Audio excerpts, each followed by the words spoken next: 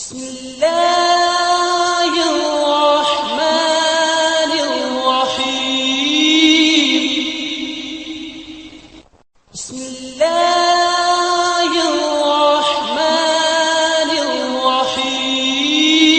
قیامت کے مناظر، یہ دنیا میں ظلم کرنے والے قیامت میں اپنا انجام نہ بھولیں کہ کیا ہونے والے۔ تو اللہ تعالیٰ نے ضمن میں پورے رکوع میں یہی پیغام دیا کہ ہر شخص زندگی میں ہر وقت قیامت کے پیش نظر ہے، یعنی ایک لمحے کے لیے بھی وہ غافل نہ ہو کہ اسے مرنا ہے۔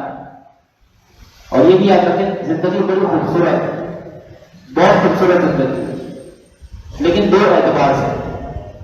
ایک اس اعتبار سے کہ جو شخص سمجھتا ہے کہ زندگی ہمارے پاس ایک موقع ہے، گولڈن چانس ہے اپنی آخرت بنانے کا، اور وہ زندگی کو اسی طرح یوٹیلائز کرے، ایسے استعمال کرے۔ تو جو شخص زندگی کو یہ سمجھتا ہے کہ زندگی آخرت کی کھیتی ہے اور اس کو موقع پا کے غنیمت سمجھ کے اس کو گزارتا ہے، اپنی دنیا کو خوبصورت بناتا ہے، اور ساتھ ساتھ اس کا جو آبجیکٹو ہے، جو مقصد ہے وہ یہ کہ میری آخرت اچھی ہو جائے، تو یاد رکھیں یہ بڑی مبارک زندگی ہے جس نے یہ سمجھ لیا۔ اور جو یہ سمجھ لیتا ہے تو ایسا شخص اللہ کا کو محروم نہیں ہوتا۔ زندگی میں یہ نیت بنا لیں کہ دنیا میں ہم آئے نا تو ہمیں اللہ نے موقع دیا اپنی آخرت بنانے کا، اپنی قبر کو روشن کرنے کا، اپنی عاقبت منور کرنے کا اللہ نے ایک موقع ہمیں دیا۔ زندگی گولڈن چانس ہے، لیکن اجر و ثواب صرف انسانوں کے لیے، اللہ نے فرشتوں کے لیے تھوڑی نہ رکھا ہے۔ ثواب فرشتوں کے لیے نہیں ہے، صرف انسانوں کے لیے، کیونکہ انسان اشرف المخلوقات۔ تو اشرف المخلوقات اشرف کب بنے گا؟ جب اس نے یہ سوچ بنا دی کہ دنیا ایک پینل ہے، دنیا ایک سیڑھی ہے، یہاں سے گزر کے ہمیں اپنی اصل ڈیسٹینیشن پر، اپنی اصل منزل پر پہنچنا ہے اور اسے کامیاب بنانا ہے۔ تو وہ انسان بڑا خوش نصیب ہے۔ تو یہ زندگی کے خوبصورت ہونے کا ایک پہلو میں نے آپ کے سامنے رکھا۔ دوسرا پہلو کیا وہ بھی سمجھتے ہیں؟ دوسرا پہلو یہ کہ زندگی خوبصورت ہے، جتنی عیاشیاں کرنی ہے، جتنی زیادہ لگژریز آپ کو حاصل کرنی ہے، جتنا عیش کرنا ہے، یہ کرنا ہے۔ مرنے کے بعد کیا پتا کس کو بات آنا، اور یہ عقیدہ بھی کفر ہے۔ تو یہ سوچ بنا دینا کہ مرنے کے بعد پتہ نہیں کیا ہوگا، جو اللہ کی رحمت سے ہی ناامید ہو جائے کہ مجھے تو مر کے جہنم میں جانا ہے، میرے اعمال تو نہیں اچھے نہیں، تو میں تو مر کے جہنم میں جاؤں گا۔ جو یہ سوچ بنا لینا وہ بھی گمراہ ہے، کیونکہ وہ اللہ سے مایوس ہے، اور اللہ نے فرمایا لا تقنطوا من رحمت اللہ، اللہ کی رحمت سے مایوس نہ ہو۔ تو اصل زندگی جو خوبصورتی ہے اس کو اویل کرنا چاہیے، اس کو حاصل کرنا چاہیے۔ تو جو آیت میں نے آپ کے سامنے پڑھی ہے اس میں بڑے نکات سے سمجھیں گے۔ اللہ فرماتا ہے وَلَا تَحْسَبَنَّ اللَّهَ غَافِلًا عَمَّا يَعْمَلُ الظَّالِمُونَ۔ اور اے سننے والے، پیغام تو نبی کی طرف آ رہا ہے، بھائی وحی کا پیغام کن کی طرف ہے؟ نبی کی طرف، لیکن سنانا سب کو مقصود ہے۔ اے نبی کے ذریعے وحی سننے والوں، غور کر لو، ہرگز اللہ ان کاموں سے بے خبر اللہ کو نہ سمجھنا جو ظالم کر رہے ہیں۔ ظالم کو چھوٹ نہیں ہے، ظالم کو آزادی نہیں ہے۔ ظالم کہتے ہیں ظلم کرنے والے کو، اور یاد رکھیں ظلم ایک صفت کا نام ہے۔ جس طرح عدل ایک صفت ہے، جس طرح انصاف ایک صفت ہے، جس طرح انسان کے کردار میں خوبی کا پایا جانا یہ ایک صفت ہے، ایسے ہی ظلم بھی ایک صفت ہے، لیکن صفت مذمومہ ہے، ایک بڑی صفت ہے۔ اب جو انسان اس صفت سے متصف ہو جائے، یعنی جس کے اندر ظلم کی صفت پیدا ہو جائے، تو ابھی تو اس کے اندر یہ صفت پیدا ہوئی ابتدائی درجہ ہے، وہ ظلم کرے گا، لیکن جتنا ظلم کرتا جائے گا، جتنی یہ صفت انسان کے اندر راسخ ہوتی جائے گی، مضبوط ہوتی جائے گی، انسان کی شخصیت میں اتنا بگاڑ پیدا ہوگا۔ اور اس نقطے کی بات آپ کو اور بتاؤں کہ آدمی دوسروں پر ظلم کرنے سے پہلے خود پر ظلم کرتا ہے۔ کوئی یہ نہ سوچے کہ دوسرے پر ظلم کرنے سے ہمیں فائدہ ہو گیا۔ مثال کے طور پر آپ کے دل میں، کسی کے دل میں لالچ آیا، چلو بھائی کوئی خریدنے میری دکان پر آیا سودا خریدنے کے لیے، ڈنڈی مار لو، کم کر کے دے دو، تو آپ کیا سمجھ رہے کہ آپ نے اس پر ظلم کرا؟ اس کے کارن اس کی چیز میں ہیر پھیر کر کے آپ نے اس پر ظلم نہیں کرا، پہلے آپ نے اپنے آپ پر ظلم کرا۔ کیسے؟ آپ کی سوچ بنانی کی کرپشن کرنی چاہیے۔ ایسی سوچ کا، ایسی لعنت زدہ سوچ کا انسان کے دلوں کو دماغ میں آ جانا یہ بھی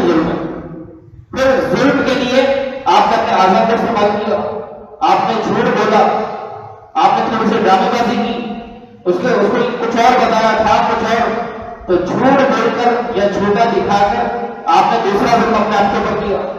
پھر تیسرا ظلم کیا ہے؟ تیسرا ظلم یہ ہے کہ اس کو آپ نے اس کے ساتھ چیٹنگ کس انداز میں کی کہ پیسے زیادہ وصول کر کے فزیکلی آپ کے پاس ایک چیز غلط انداز میں آ گئی۔ تو 3 ظلم کرنے کے بعد، اپنے اوپر 3 ظلم کرنے کے بعد آپ یہ سمجھ رہے ہیں کہ آپ نے ظلم اس کے اوپر کرا نہیں۔ ظلم کی ابتدا انسان خود اپنے اوپر کرتا ہے، اپنی سوچ غلط بنا کے، اپنا رویہ غلط کر کے، اپنی گفتگو غلط کر کے، اپنے اعمال اور افعال کو غلط کر کے انسان پہلے ظلم کا بیج اپنے دل کے اندر اپنے اندر بوتا ہے، پھر اس کے بعد اثرات مصر کر کے جاتا ہے۔ اور جس کے اوپر ظلم کیا وہ مظلوم ہے۔ تو کیا آپ نے یہ حدیث نہیں سنی کہ اللہ مظلوم کے ساتھ ہے، اللہ مظلوموں کے ساتھ ہے، جن کے ساتھ ناانصافی ہو جاتی ہے اللہ ان کے ساتھ۔ تو آپ نے اس پر ظلم کر کے اس کی طرف اللہ کی رحمت کو متوجہ کر دیا اور اپنے آپ کو ظالم بنا کے خود کو اللہ کی رحمت سے دور کر کے لاگت کا مستحق بنا دیا۔ تو بتایا کرنا کون ہے؟ سامنے والا کرنا ہے یا آپ زیادہ کرنا ہے؟ تو اللہ نے فرمایا کہ اللہ کے ساتھ مکر نہ کرو۔ تو یہاں پر جو فرمانا کہ کوئی ظالم یہ نہ سمجھے کہ اللہ اس کے عمل سے قابل نہیں۔ اتنی پیاری پیاری سوچ ادا کرتا ہے کہ میں نے تو اپنے ظلم کرا ہے، آج تک الحمدللہ ٹھاٹ باٹ سے رہتا ہوں، میری تو صحت کو کوئی فرق نہیں آیا، میں تو بالکل صحیح ہوں، اچھا کھا پی رہا ہوں، خوش ہوں۔ تو یہ شیطان کا دھوکہ، یہ فریب ہے۔ اللہ کے ہاں دیر ہے، دیر نہیں ہے۔ جب اللہ رب العزت پکڑ فرماتا ہے، جب کسی کی گرفت فرماتا ہے تو اس کا ایک بڑا اچھا انداز ہے، ایک مہلت دیتا ہے، لائف موقع دیتا ہے کہ بندے سدھر جا۔ رات میں روزانہ کچھ ہوتا ہے، دن میں جاگتا ہے، صحت مند توانا اٹھتا ہے، لیکن کیا معلوم کہ ایک دن تجھے بیداری کا ہونا پڑے، تیری بیداری قبر میں ہو جائے، پھر کیا سمجھتا ہے؟ تو اللہ تعالیٰ ایک موقع دیتا ہے ظالم کو۔ یاد رکھیں اللہ تعالیٰ کو موقع دیتا ہے تو انسان کو بھی انسانوں کو موقع دینا چاہیے۔ کسی سے غلطی ہو جائے تو اس کو ایک موقع دے، دوسری غلطی ہو جائے تھوڑی سی جرا ضرور کریں، ناراضگی ظاہر کریں کہ بھائی دوسری غلطی کیوں ہوئی، کیونکہ قرآن کا کیا ہے کہ سمجھانا مسلمانوں کو فائدہ دیتا ہے۔ کسی نے غلطی کی، پہلی دفعہ اگنور کر دیا، کوئی بات نہیں، ہو جاتی، ہم سے بھی ہوتا ہے، ہو سکتا ہے مجھ سے بھی غلطی ہو جائے، لیکن غلطی ہونے کے بعد آدمی الرٹ کیوں نہیں ہوا؟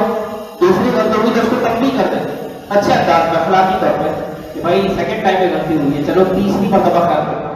اب تیسری مرتبہ کوئی غلط کام کر رہا ہے تو 3 کا طلاق عربی میں کثرت پر ہوتا ہے، شریعت میں کثرت پر ہوتا ہے، جمع کا طلاق۔ تو تیسری دفعہ اگر کسی نے غلطی کی ہے تو آپ سزا دے سکتے ہیں، آپ اس کی تھوڑا سا اس کی گرفت کر سکتے ہیں کہ بھائی تیسری 3rd ٹائم آپ سے یہ کام ہوا ہے تو یہ تو کثرت میں شمار ہو گیا، اب ایسا کریں۔ تو کبھی کبھار انسان کو دوسروں کو موقع دینا چاہیے، ایک دم ایسا نہ ہو کہ ہم اچانک ہی بہت زیادہ انصاف پسند بن جائیں، ساری انصاف پسندیاں ایک شخص پر بات ہے اور دوسرے کئی لوگ بیچارے جو ہمارے انصاف کے منتظر ہیں وہ بیچارے پینڈنگ پر مرے اور سارے حضرت ایسے انصاف پسند بنے کہ سارے انصاف پسندی کے فیصلے ایک ہی شخص پہ لاگو کر دیے۔ ایسا بھی نہیں ہونا چاہیے۔ تو اللہ تعالیٰ فرماتے ہیں کہ اللہ تعالیٰ غافلوں سے اور ظالموں سے بے خبر نہیں ہے۔ انما یؤخرھم لیوم تشخص فیہ الابصار، اللہ فرماتا ہے اللہ انہیں صرف ایک ایسے دن کے لیے ڈھیل دے رہا ہے جس میں آنکھیں کھلی کی کھلی رہ جائیں۔ ایسا دن کہ انسان کی آنکھیں بند ہوں گی، آنکھیں کھلی رہ جانے کا محاورہ ہے۔ بسا اوقات انسان حیرت کے قیام میں چلا جاتا ہے تو اس کی آنکھیں جھپکتی نہیں ہے کہ یہ کیا ہو گیا، کیسے ہو گیا۔ تو وہ دن ایسا ہی ہے، سب کی آنکھیں کھل جائیں گی کہ اب کیا دیکھ رہے ہیں۔ لوگ کہتے ہیں کہ قیامت آئے گی، میں کہتا ہوں آ چکی۔ آپ یہ نہ سمجھیں قیامت آنے والی، وہ تو بڑی علامت ہے جو آنے والی، سورج کا مغرب سے نکلنا، دجال کا آنا، امام مہدی کا آنا، غزوہ ہند کا ہونا، یہ بڑی علامت ہے۔ لیکن مجھے بتائیں چھوٹی علامتیں کون سی پوری ہوئی؟ ساری پوری۔ قیامت کی جتنی بھی علامتیں صغرا ہے آپ سارے اٹھا کے پڑھ لیں، ساری علامتیں پوری ہو گئی، جو اللہ کے نبی نے فرمایا تھا وہ سب ہو گیا۔ تو قیامت صغرا تک کی برپا ہو چکی۔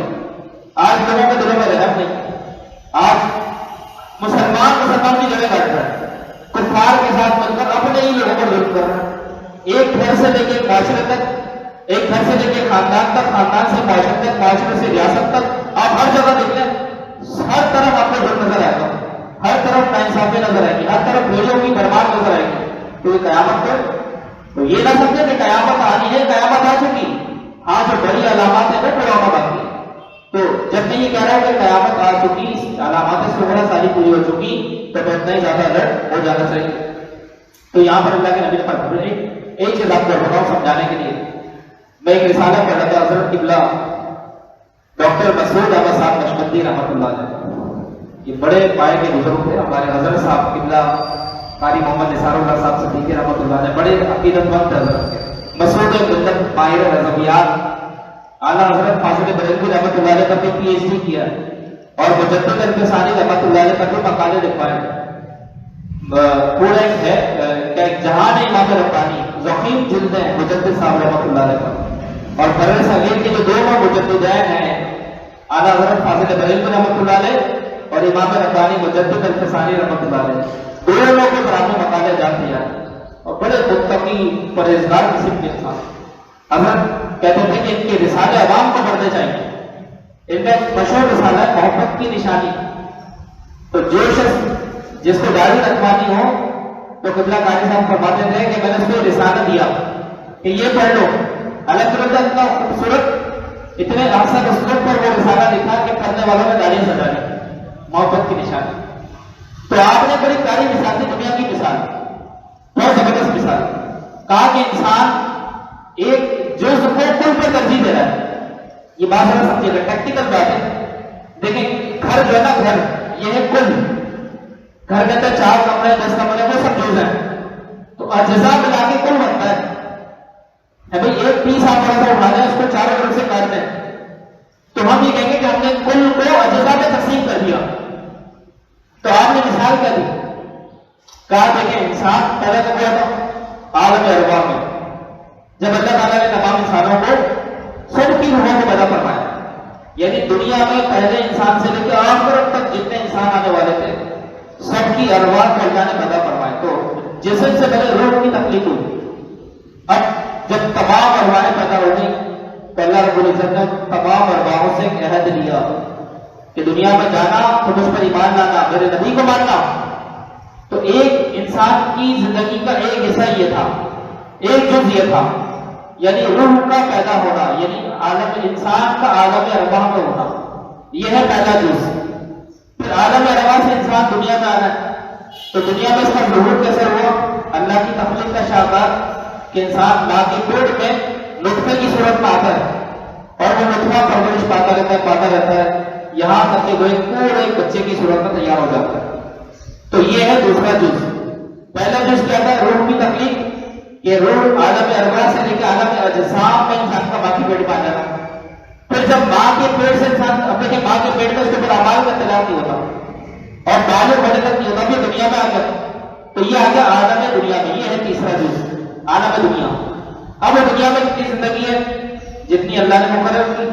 کسی کی 30 سال، کسی کی 40، کسی کی 50، کسی کی 60، حد سے حد کسی کی 80 یا 90 زیادہ تر. اب دنیا میں مختصر عرصہ رہنے کے بعد اب اس کا اگلا جو جز ہے وہ ہے قبر. مرنے کے بعد انسان قبر میں گیا.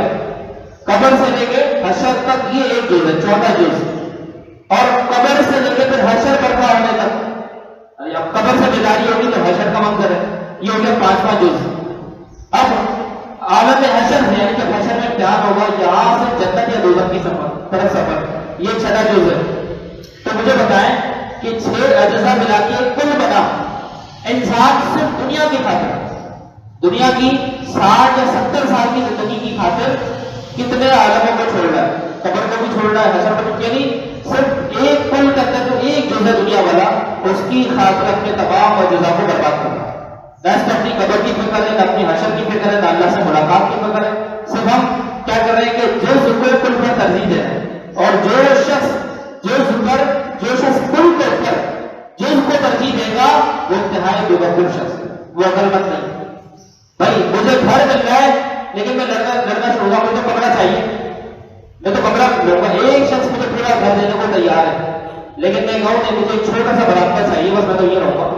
تو ایسے شخص کو عقل مند کہا جائے گا، بے وقوف کہا جائے گا کہ جب مالک تمہیں کل دینے کے لیے تیار ہے اور تم جز پر لڑ لو نہیں، مجھے تو جز چاہیے.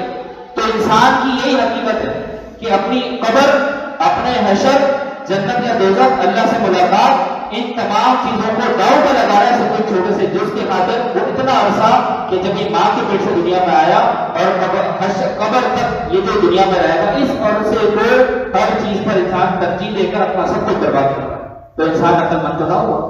وَالْعَصْرِ إِنَّ الْإِنسَانَ لفی خسر، بے شک انسان خسارے میں۔ دیکھیں کتنی پیاری مثال تھی۔ دعوت بے کرے، سوچنے کی دعوت ہے کیا عقل مند ہے یا بے وقوف ہے؟ اب جو شخص اپنی زندگی کو خوبصورت بنا لے وہ عقل مند ہے، جو سمجھتے کہ مجھے دل حاصل کرنا ہے وہ سمجھدار ہے۔ تو یہاں پر اللہ تعالیٰ نے ہمیں دعوتیں بہت دی۔ اس کے بعد اگلی آیت ہے وَأَنذِرِ النَّاسَ يَوْمَ يَأْتِيهِمُ الْعَذَابُ فَيَقُولُ الَّذِينَ ظَلَمُوا رَبَّنَا أَخِّرْنَا إِلَىٰ أَجَلٍ قَرِيبٍ نُجِبْ دَعْوَتَكَ وَنَتَّبِعِ الرُّسُلَ أَوَلَمْ تَكُونُوا أَقْسَمْتُم مِّن قَبْلُ مَا لَكُم مِّن زَوَالٍ۔ اللہ فرماتا ہے لوگوں کو جن سے ڈراؤ، جب ان پر عذاب آئے گا تو ظالم کہیں گے ہمارے رب تھوڑی دیر تک ہمیں مہلت دے دے تاکہ ہم تیری دعوت کو قبول کریں اور رسول کی اتباع کریں۔ تو کیا تم پہلے قسم نہ کھا چکے تھے کہ تمہیں تو دنیا سے ہٹنا ہی؟ یہاں پر بھی دعوت ہے غور۔ وہ لوگ جب جن کے بارے میں اعلان ہوگا کہ ان کو جہنم میں ڈال دیا جائے تو وہ اللہ سے مہلت مانگیں گے، یا اللہ ہمیں ایک مہلت دے دے، ایک موقع دے دے۔ اور یہ زندگی کا اصل ہے کہ انسان جب کوئی چیز کھو دیتا ہے نا تو اس کو پانے کے لیے ایک موقع مانگتا ہے کہ مجھے ایک موقع دے دے، صرف ایک چانس مجھے دے دیں، اس کے بعد میں غلطی نہیں کروں گا۔ لیکن وہ کہتے ہیں نا کہ اب کیا ہو سکتا ہے جب چڑیا چل گئی کہ جب ایک چڑیا کھا گئی ہے تب بیج بونے کا کیا فائدہ، فصل کا موسم تو چلا گیا، تو اب کوئی فائدہ نہیں ہے، اب کچھ بھی کرتے ہیں۔ اللہ تعالیٰ فرماتا ہے ایسے لوگوں کو موقع نہ دیا جائے گا کیونکہ یہ پہلے بھی قسمیں کھا چکے ہیں۔ پھر فرمایا وَسَكَنْتُمْ فِي مَسَاكِنِ الَّذِينَ ظَلَمُوا أَنفُسَهُمْ وَتَبَيَّنَ لَكُمْ كَيْفَ فَعَلْنَا بِهِمْ وَضَرَبْنَا لَكُمُ الْأَمْثَالَ۔ اللہ فرماتا ہے اور تم ان کے گھروں میں رہے جنہوں نے اپنی جانوں پر ظلم کیا تھا۔ ان لوگوں کے گھروں پر قوم عاد، قوم ثمود، ان لوگوں کے حال کو تم نے دیکھا، قریب سے دیکھا، ان کی اجڑی ہوئی بستیوں کو اپنی آنکھوں سے دیکھا کہ یہ وہ قوم تھی جنہوں نے بت پرستیاں کی، جنہوں نے اللہ کے ساتھ شریک ٹھہرائے، جنہوں نے نافرمانیاں کی، آج ان کی بستیاں اجڑ گئیں۔ حالانکہ یہ لوگ اپنے وقت کے بڑے مالدار اور بڑے سمجھدار لوگ تھے، لیکن ان کا حال دیکھنے کے باوجود تم نے نہ مانا اور فرمایا کہ تمہارے لیے بالکل واضح ہو گیا تھا کہ ہم نے ان کے ساتھ کیسا سلوک کیا، اللہ نے ان کے ساتھ کیسا سلوک کیا۔ اور اللہ فرماتا ہے ہم نے تمہارے لیے مثالیں بیان کی۔ اس کا مطلب مثال بیان کرنا اللہ کی سنت اور اللہ کا طریقہ ہے، مشکل مسئلے کو آسان کر کے سمجھا، دین سہل ہے، یہاں لفاظیاں بیان کرنا کوئی علمی کمال نہیں ہے۔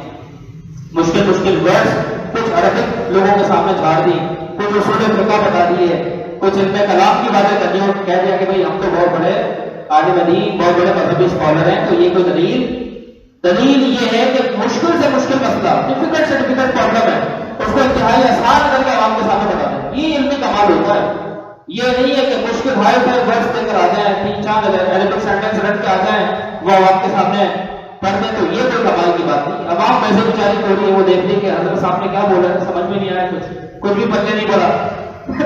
اصل بات یہ ہوتی ہے کہ حضرت بھی بات فرماتے تھے کہ عالم کا جو کمال ہوتا ہے وہ یہ ہوتا ہے کہ جزیات کو آسان کر کے سہل کر کے بتا دے، افتاء کے جو اصول ہے، فقہ ہے، اس کے مزاج تو لوگوں کو سمجھا دے، یہی اصل علمی کمال ہوتا ہے۔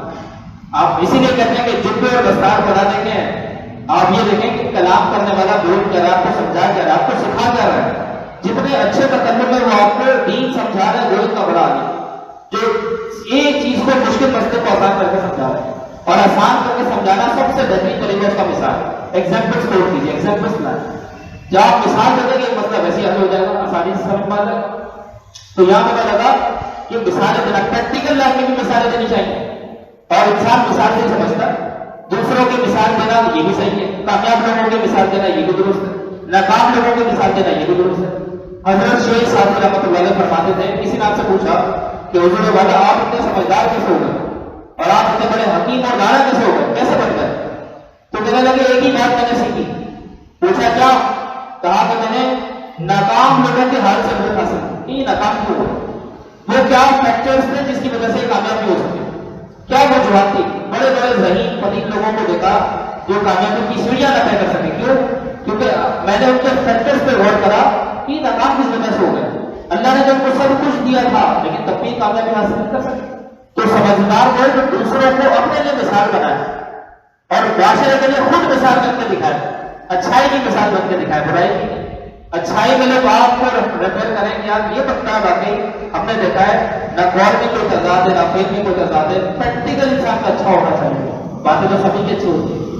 وہ کہتے ہیں نا کہ well done is better than well saying, اچھا عمل کر کے دکھانا اچھا کہنے سے بہتر ہے، صرف باتیں باتیں نہ ہو بلکہ پریکٹیکل آپ کو ایسا ہو کہ لوگ دیکھ کر ہمارے نبی کی پوری زندگی آپ دیکھ لیجیے، ہمارے نبی سرکار نے الفاظوں پہ تبلیغ اتنی نہیں فرمائی جتنی عمل سے فرمائی، اتنا حضور نے لوگوں کو دعوت لفظوں سے نہیں دی جتنی اپنے عمل سے دی، صرف سرکار کے اکثر لوگ عمل دیکھ کر مسلمان ہوئے، اور یہی بزرگان دین اولیاء کاملین کا ان کی گفتگو کم ہوتی تھی، عمل زیادہ ہوتا تھا، حضرت زیادہ باتیں نہیں کرتے تھے، ہمارے حضرت صاحب کی پوری زندگی آپ دیکھ لیجیے کہ الفاظ کم ہوتے تھے، کم سے کم گفتگو فرماتے، لیکن پریکٹیکل ایسا تھا کہ لوگ کہتے ہیں جناب قاری صاحب ہیں، اور شخصیت ایسی تھی کہ لوگوں کا عمل کرنے کو دل چاہتا تھا، لوگ خود ہی فالو کرتے تھے، تو عملی تکلیف جو تھی وہ زیادہ کارآمد ہوتی ہے، تو اس میں یہ کہ اگر انسان مثالیں دے اور مثال بن کے دکھائے، تو اللہ نے فرمایا کہ ہم نے تمہارے لیے مثالیں بیان کی، اس کے بعد اللہ فرماتا ہے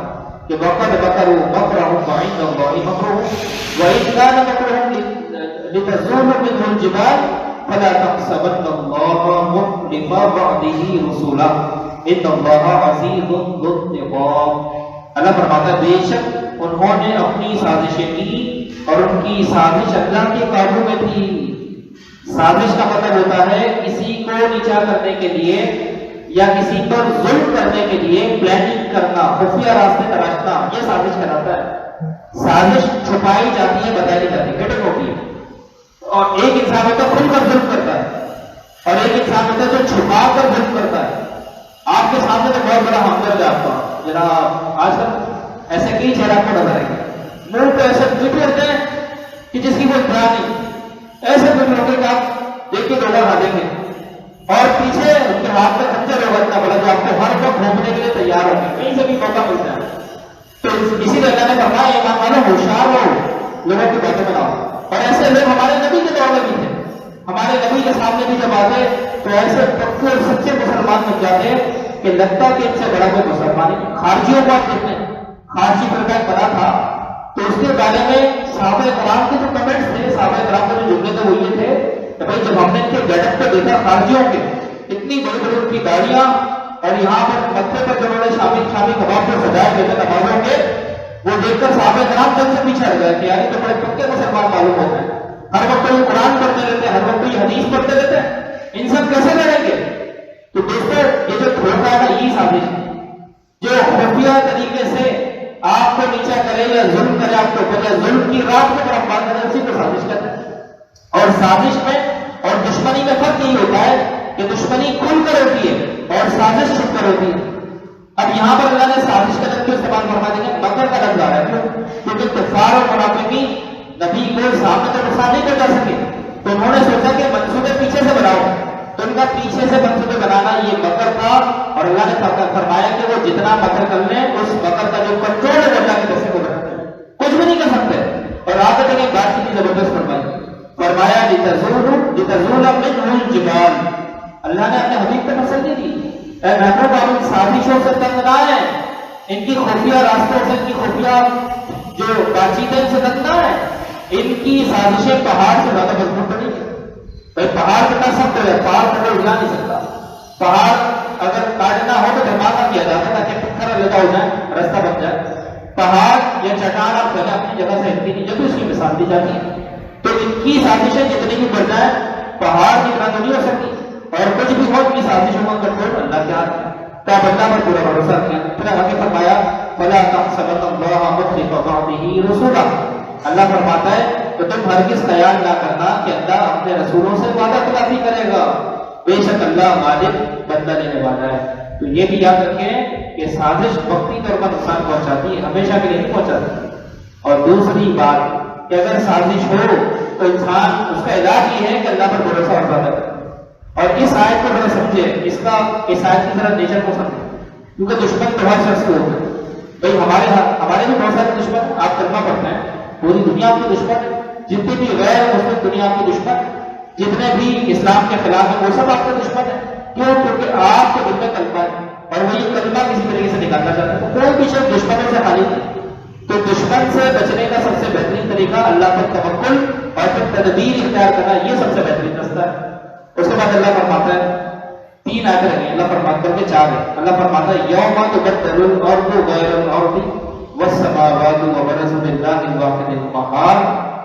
اللہ فرماتا ہے یاد کرو جس دن زمین کو دوسری زمین سے اور آسمانوں کو بدل دیا جائے گا اور تمام لوگ ایک اللہ کے حضور نکل کھڑے ہوں گے جو سب پر غالب ہے. کیا مطلب؟ زمینوں کو بدل دیا جائے گا، فزیکل فیچرز زمین کے چینج ہو جائیں گے. ایسا نہیں کہ زمین بدل دی جائے گی، زمینیں تو بہت ساری 7 زمینیں ہیں، 7 ملی ہوئی ہیں. جس طرح پیاز کے چھلکے ہوتے ہیں نا، ملے میں ایک پیاز ہے اس کو پر پیاز دراصل ایک ایسی سبزی ہے جو چھلکے کا ہی نام ہے، کوئی خاص سبزی نہیں ہے، لیکن اس کی مثال بزرگوں نے ایسے کی ہے جیسے پیاز کا چھلکا ایک اوپر ایک ایک اوپر ایک، ایسے 7 زمینیں. لیکن اللہ تعالیٰ نے واحد کا صیغہ استعمال کیا، ول اور آسمانوں کے لیے سماوات کا صیغہ استعمال کیا. تو یہ جو 7 زمینیں کا فرماتا ہے زمینیں بدل جائیں گے. اس کی تفسیر کیا ہے؟ وہ مفسرین فرماتے ہیں کہ ایک قول تو یہ ہے کہ ان کے اوصاف بدل دیے جائیں گے. مثلا زمین ایک سطح ہو جائے گی، نہ اس پر پہاڑ باقی رہیں گے، نہ بلند ٹیلے باقی رہیں گے، نہ غار باقی رہیں گے، نہ کوئی درخت، نہ کوئی عمارت، نہ کسی قسم کی بستی، کچھ بھی نظر نہیں آئے گا. بالکل لیول پر آ جائے گی زمین. زمین کے اندر جو اپ اینڈ ڈاؤن ہے، پہاڑوں کی اونچائی، ڈھلانوں کی گہرائی، یہ سب ختم ہو جائے گی، سب لیول پر. اب ایک ہی میدان ہوگا، وہ ہے میدان حشر، جہاں پر تمام لوگ جمع ہو کر حساب دیں گے. اب اس میں دوسرا جو قول ہے، دوسرا قول یہ کہ آسمان اور زمین کی ذات بھی تبدیل کر دی جائے گی. یعنی ان کی جو جس چیز پر زمین کا اطلاق ہوتا ہے وہ زمین نہیں رہے گی، جس چیز پر آسمان کا اطلاق ہوتا ہے وہ آسمان نہیں رہے گا. فرماتے ہیں کہ زمین کی جگہ دوسری چاندنی کی زمین ہوگی. یہ بھی قول ہے، قیامت کے دن اس زمین کی جگہ دوسری زمین ہوگی جو چاندنی کی ہوگی اور بالکل سفید اور صاف ہوگی، جس پر نہ کبھی خون بہایا گیا ہوگا، نہ گناہ کیا گیا ہوگا اور آسمان پورا بنے گا ہوگا. یہ بھی ایک قول مفسرین کا ملتا ہے. تو یہ 2 قول اگرچہ بظاہر ایک دوسرے کے مخالف معلوم ہوتے ہیں، مگر ان میں سے ہر ایک اپنی جگہ پر صحیح. اور وہ اس طرح کہ پہلی مرتبہ زمین اور آسمان کی صفات تبدیل ہوگی اور دوسری مرتبہ دوسرے حساب سے تبدیل ہوگی. اپنے اپنے حساب سے زمین اور آسمان کے جو نمبر ہیں وہ بدلتے رہیں گے. تو اللہ کا فرمانا بالکل برحق ہے کہ زمین اور آسمان تبدیل کر دیجیے. پھر فرمایا وَتَرَى الْمُجْرِمِينَ يَوْمَئِذٍ مُقَرَّنِينَ فِي الْأَصْفَادِ، اور اس دن تم مجرموں کو بیڑیوں میں ایک دوسرے کے ساتھ بندھا ہوا دیکھو گے. جیسے مجرم بندے ہوتے ہیں ہتھکڑیاں ہوتی ہاتھوں میں، تو جن لوگوں نے ظلم کیا ان کو سب لوگ دیکھیں گے. اس کا مطلب اس دن سارے کا تماشا دیکھیں گے. جن لوگوں نے دنیا میں سمجھا تھا کہ خدا ہم ہیں، زمین ہماری ہے، لوگ ہمارے ماتحتین ہیں، لوگ ہمارے غلام ہیں، پوری دنیا کو غلام بنا دو، اقتصادی سازشیں کر کے، معاشی سازشیں کر کے سب کو اپنا اپنا بنا دو، سود پر قرضے دے کر سب کو اپنے ماتحتین میں شامل کر لو، خود خدا بن کے بیٹھ جاؤ. تو ہم قیامت کے دن سب دیکھیں گے کہ ایسے ظالموں کے ہاتھ میں ہتھکڑی، ہم تو کچھ نہیں کر سکتے، یہ بے بس ہے. اب ذرا سوچیں کہ ایسے وقت میں کی شرمندگی کا کیا عالم ہوگا. اس کے بعد اللہ فرماتا ہے آیت نمبر 50، اللہ فرماتا ہے سوابیلہم من قطران وتغشى وجوههم النار لیجزی اللہ کل نفس ما کسبت ان اللہ سریع الحساب. اللہ فرماتا ہے اور ان کے کرتے، اب دیکھو کی کیسے بتائی جا رہی ہے، ان کے کرتے تارکول کے ہوں گے اور ان کے چہروں کو آگ ڈھانپ لے گی. ایک طرف آگ ان کے بندے ہوئے بیڑیوں سے اور دوسری طرف ان کو جو قمیض جو کرتے بنائے گئے، اللہ فرماتے ہیں وہ تارکول کے ہوں گے اور ان کے چہروں کو آگ ڈھانپ لے گی. جیسے آگ سے جل کر چہرے سیاہ ہو جاتے ہیں، بالکل انگارہ ہو جاتے ہیں، ویسے ان کے چہرے ہوں گے. اللہ فرماتے ہیں تاکہ اللہ ہر جان کو اس کی کمائی کا بدلہ دے، بے شک اللہ بہت جلد حساب دینے والا. اس کے بعد اللہ فرماتا ہے آج کے درس کی آخری آیت ھذا بلاغ للناس. اللہ فرماتا ہے کہ یہ لوگوں کے لیے تبلیغ ہے، یہ قرآن سب سے بڑا مبلغ ہے، تبلیغ کرنے والا ہے، اللہ کا پیغام آگے کنوے کرنے والا ہے. اور فرمایا وَلِيُنذَرُوا بِهِ وَلِيَعْلَمُوا أَنَّمَا هُوَ إِلَٰهٌ وَاحِدٌ وَلِيَذَّكَّرَ أُولُو الْأَلْبَابِ. اللہ فرماتا ہے اور اس لیے کہ انہیں اس کے ذریعے ڈرایا جائے، اس قرآن کے ذریعے لوگوں کو خوف خدا دلایا جائے تاکہ وہ جان لیں کہ وہ ایک ہی معبود ہے اور تاکہ عقل والے نصیحت حاصل کریں. تو دوستوں بزرگوں، الحمدللہ سورہ ابراہیم آج مکمل ہوئی. اس کے بعد جو اگلی سورت ہے وہ سورہ حجر ہے اور 99 ورسز ہیں، 99 آیات ہیں. تو جس طریقے سے آپ لوگوں نے سورہ ابراہیم کو ذوق اور شوق کے ساتھ سمجھا اور یقیناً بہت ساری باتیں کلیئر ہوئی، قرآن پاک کی مزاج سے واقف ہوئے، تو ایسے ہی سورہ حجر کو بھی انشاءاللہ سننے کی نیت رکھیں. اللہ تعالیٰ میں قرآن سے سچی محبت عطا فرمائے.